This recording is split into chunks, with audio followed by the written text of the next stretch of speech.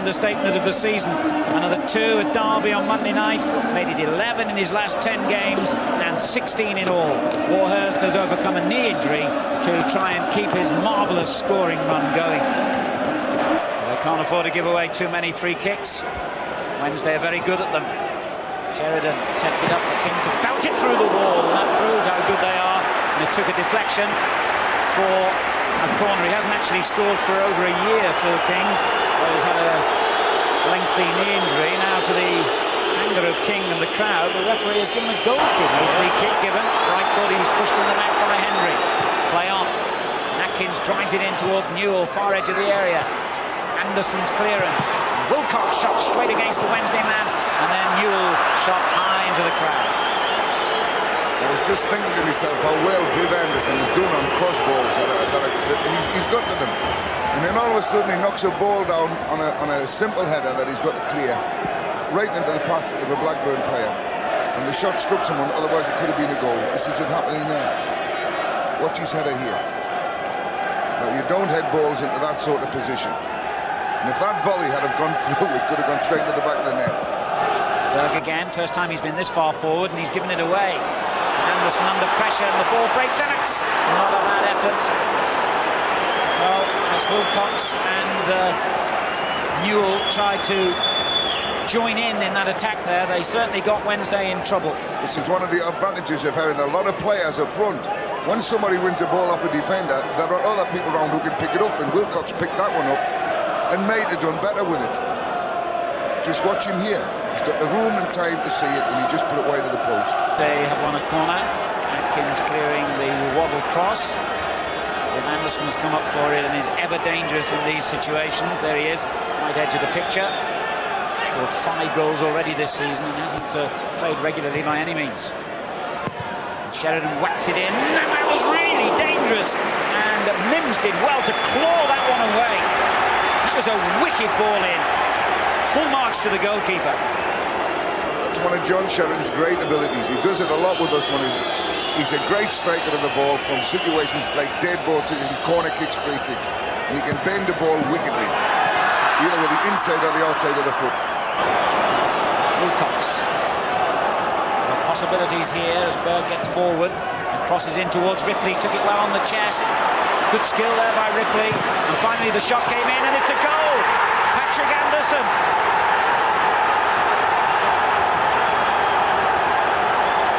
11 minutes before half-time, Blackburn Rovers have got the goal they wanted here. The ball seemed to take a long time before it got cleared by Sheffield Wednesday. Somebody should have got to Keith Ripley a bit quicker. They've left it to John Sheridan, and he just stepped out of the way. No real intent in the challenge on the ball, and there's the goal that makes the game a very interesting one. So, 1-0 to Blackburn on the day, and now Sheffield Wednesday's aggregate lead is reduced to just a single goal. And this was the view Chris Woods had of the Swedish international shot going into the corner. Nielsen.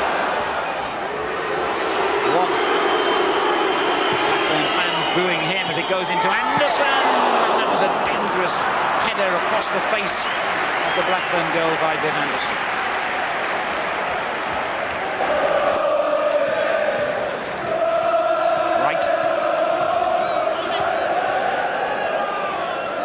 Wilson takes over. And again.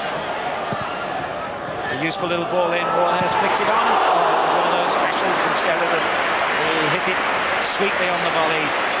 Kenny Dalglish might have been impressed with the skill, but must have been concerned. It being made from the back again by Wilcox, but Nielsen spotted the danger.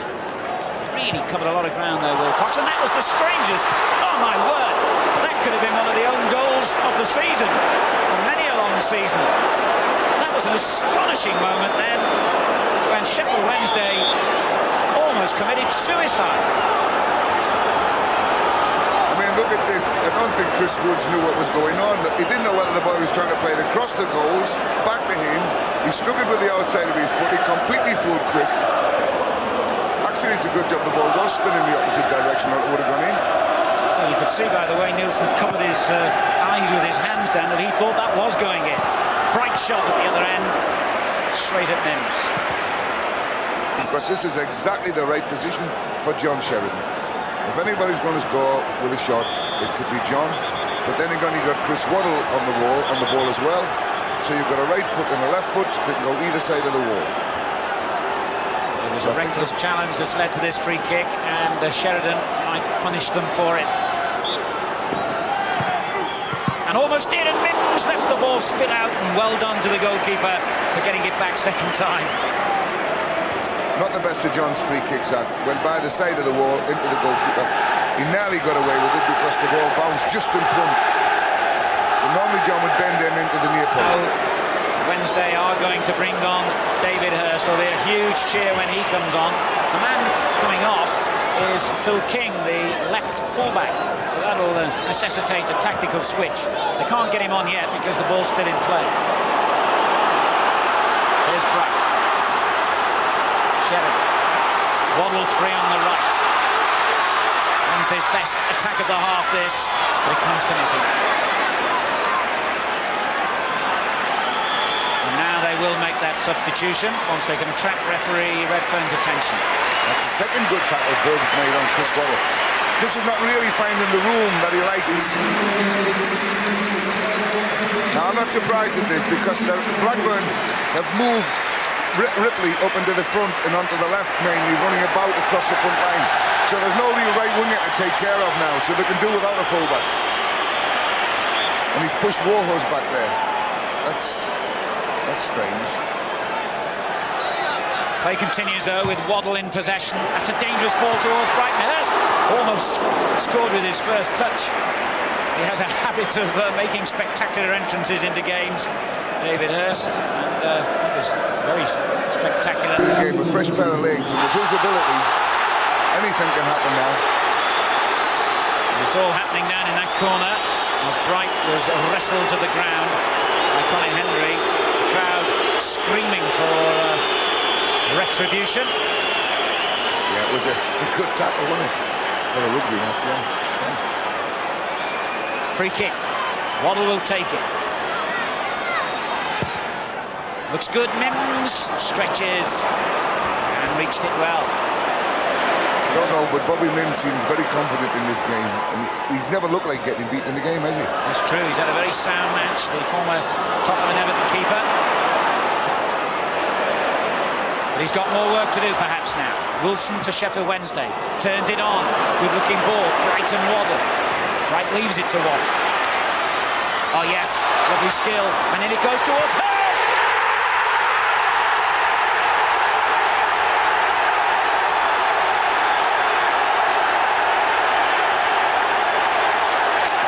The hero of Hillsborough might well have scored their most important goal of the season.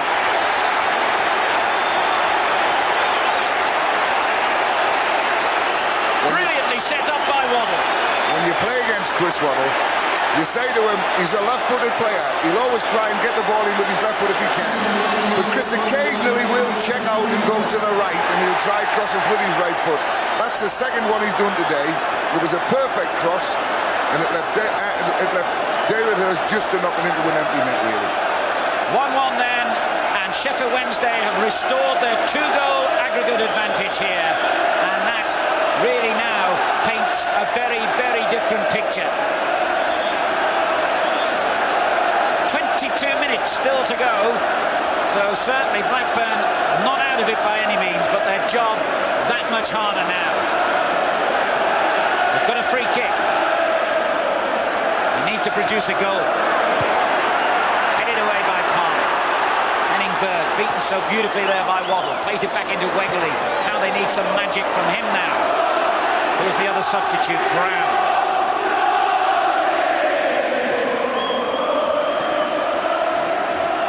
Splendid finish by Hurst, just as you would have expected. I shouldn't have mentioned Bobby Mims, should I? Just before that we said how well he was playing. Mainly didn't have much chance with that header. He was a bit exposed and it was a good position. And Bright will expose him again here. Oh my word, it hit the inside of the post and came back into play.